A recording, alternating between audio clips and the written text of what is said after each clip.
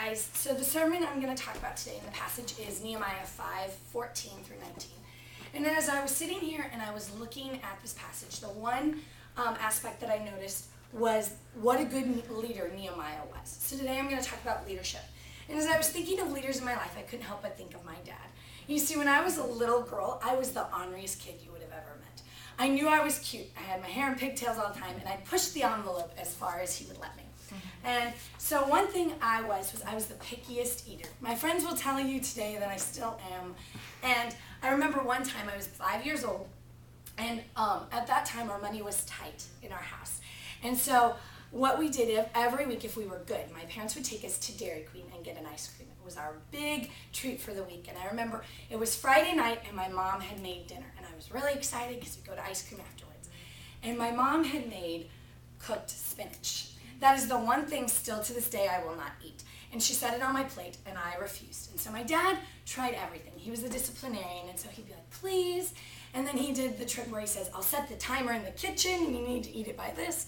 And finally he looked at me and he said, Tiffany, if you don't eat this, he said, I will not buy you ice cream tonight. And I looked at him and I had this huge smile on my face and I said, Daddy? And he goes, yeah, Tiff. And I go, I don't want to, I don't have to, I'm not going to. And immediately my dad he tried not to laugh. And he said, okay, that's it, you're not getting ice cream. And I burst into tears. So we all packed into the car and we went to Dairy Queen. And we get there, my sister and my mom get their ice creams. And the lady at the register, she knows us. So she looks at me and I'm crying, I'm like, my lips quivering. And she goes, what would you like today? And my dad goes, no, she doesn't get anything. And the lady looks at my dad like he is the most horrible father in the world. Like he's depriving his daughter of ice cream. And my dad doesn't explain it, so she looks at my dad and she says, what would you like? And my dad, he loves ice cream. He loves strawberry shakes the best. It's his favorite.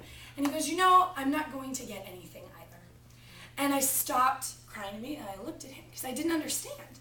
And I said, but Daddy, I said, you ate all your food, you can get one. You can get one. And he goes, no, I know. He goes, but I love you so much that I don't want you to suffer alone. And really, this is the first point that we see from Nehemiah. And this is why I want to talk about this. See, God desires for a leader that loves his people. And that's really what Nehemiah does, just like my dad. What happens is, in Nehemiah 5:14 and 15, you see that he says, moreover, from the 20th year of King Artaxerxes, when I was appointed to be their governor in the land of Judah until the 32nd year, 12 years, neither I nor my brothers ate the food allotted to the governor. But the earlier governors, those preceding me, placed a heavy burden on the people. They took 40 shekels of silver from them in addition to the food and wine. Their assistants also lorded it over the people, but out of reverence for God, I did not act like that.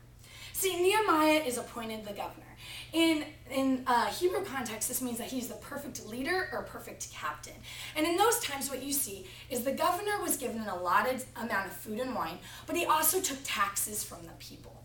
And he saw, because the wall was being built, that the people were under a burden. So out of love for his people and reverence for God, he denies himself what he has the right to. He does this because he loves his people. And it talks about this in this context, because what it's saying is, as a leader, he sees that his people are suffering. And because he loves them and because he knows God wants him to love his people, he gives up what he should be getting. He also talks at the end, and I think this is something that needs to be looked at. He says that the governors preceding him, those before him, had lorded it over the people. They gladly took the 40 shekels of silver in addition to the food and wine. But what you see is Nehemiah is different. He sets a legacy of himself that is different from any of the other leaders. The leaders before him took the governorship as a job. They saw it something that they could stand high and get all the praise for. And Nehemiah rather saw it as a blessing. He saw it as a way for him to love his people. And you see that in the beginning of this passage, that's what Nehemiah does. And out of love for his people, he gives up what he has the right to, just like my dad gave up the ice cream. And what you see is, in ministry, we need to have this idea and mentality too. We are set as leaders over our people, whether that's youth, whether that's children, or whether that's adult. We are leaders. We are examples. But sometimes being leaders just means you need to love your people, which is what Nehemiah does. And sometimes that's not the easiest thing to do. Sometimes we really want that that gift, that idea that we have. A lot of times ministry, money gets tight.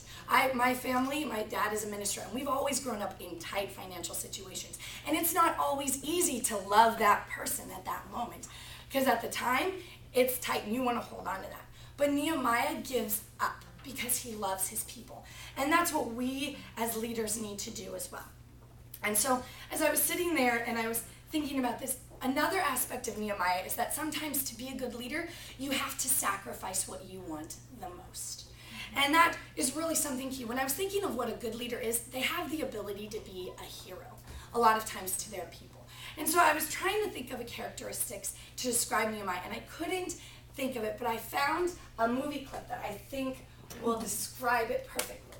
So this is from Spider-Man, and Aunt May is telling Peter Parker what a hero is. So I want to make sure. It's not playing sound. It's that round knob on the... Let's figure that. Okay, we'll try it. Guess who he wants to be? Spider-Man. Why? Well, he knows a hero when he sees one. Too few characters out there flying around like that, saving old girls like me. Lord knows, kids like Henry need a hero. Courageous, self-sacrificing people, setting examples for all of us. Everybody loves a hero. People line up for them, cheer them, scream their names, and years later they'll tell how they stood in the rain for hours just to get a glimpse of the one who taught him to hold on a second longer. I believe there's a hero in all of us that keeps us honest, gives us strength, makes us noble, and finally allows us to die with pride, even though sometimes we have to be steady and give up the thing we want the most. See, it's in this clip that I think Aunt May really describes the characteristics of Nehemiah, the type of leader that he is. She says they're self-sacrificing. They teach us to hold on for just another moment longer. And that's what Nehemiah did for his people. See, during the building of the wall, you see that Nehemiah, the people are suffering. You see that they have a burden placed upon them. And Nehemiah just wants to teach them that it's going to be okay, that they can hold on, that he'll be there with them. And see, it says in Nehemiah 5:17 through 18, he says, "Furthermore, 150 Jews and officials ate at my table, as well as those who came from surrounding nations.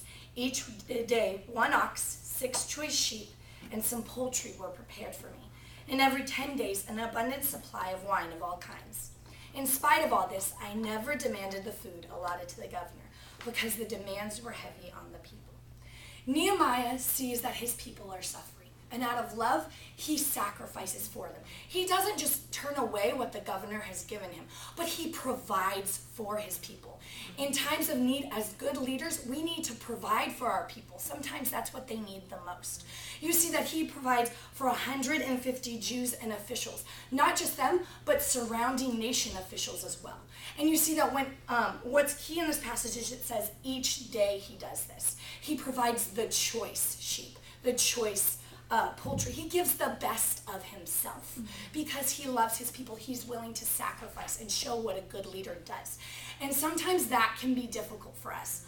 My family, we have a tradition every year around Christmas time. It's called the 12 Days of Christmas. And what we do is we pick one family in our church or congregation that is having a difficult time that Christmas.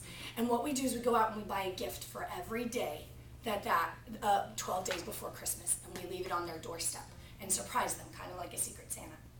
And so a couple of years ago, my little sister, she was 7, and it was about the time she was starting to realize really that Christmas was the time of getting, and she really didn't understand why we were doing this. So she turned to me one day and she said, "I don't understand." She said, "I'm supposed to be the one getting the gifts." She said, "It's supposed to be about me." And so I let her one day come with me to go give the gift. And we set it on the doorstep and we knocked and we ran away, and I pulled the car just barely so you could see around the corner. And she watched. And as that family opened that door and they saw that gift, she saw the most amount of thankfulness and gratefulness and love come from that family, and she understood.